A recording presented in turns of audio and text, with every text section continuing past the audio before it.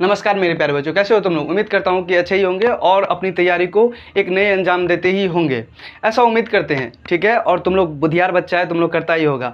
देखो बुआ, तुम लोग से हम एक वादा किए थे कि एक भी ऑब्जेक्टिव को नहीं छोड़ना है और गर्दा गर्दा उड़ा करके लेके आना है ऑब्जेक्टिव। डेली डेली हम बोले थे मैथ का ऑब्जेक्टिव करवाएंगे और साथ ही साथ साइंस और अदर सब्जेक्ट जो भी सब्जेक्ट है डेली डेली हम करवाते जाएंगे।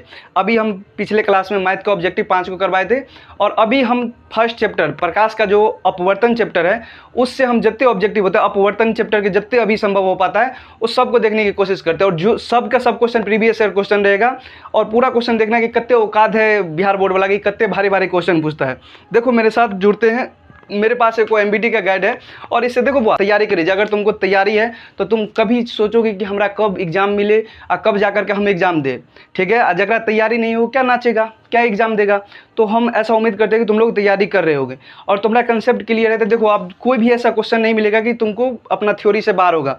ऑफलाइन वाले बच्चे को भी यही कहते हैं और तुम लोग को भी यही कहते हैं। देखो हम क्वेश्चन पढ़ते हैं और तुम लोग कमेंट में जवाब देते जाना। पहला क्वेश्चन दिया गया यहाँ हुआ कि प्रकाश की चाल विभिन्न माध्यमों में होती है। बताओ प्रकाश की चाल जो होती है विभिन्न माध्यमों में कैसे होती है। तो तुमको बताए थे प्रकाश की चाल विभिन्न माध्यम में अलग अलग होती है।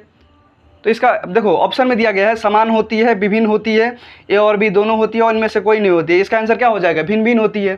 ठीक, अगला क्वेश्चन यहाँ पे दिया गया है प्रकाशिक माध्यम कितने प्रकार के होते हैं। तो प्रकाशिक माध्यम बहुत दो प्रकार के होते हैं, एगो सघन माध्यम होते हैं और एगो विरल माध्यम होते हैं। तो यहाँ पे ऑप्शन में दिया गया है 1 होता है, 2 होता है, 3 होता है और 4 होता है। तो प्रकाशिक माध्यम कितने प्रकार के होते हैं, 2 प्रकार के होते हैं। प्रकाश के पीछे लौटने की प्रक्रिया को क्या कहते हैं। देखो प्रकाश को जब हम किसी माध्यम में भेजते हैं और वह पुनः उसी माध्यम में लौट जाता है, इस घटना को क्या कहते हैं, हम अपवर्तन कहते हैं।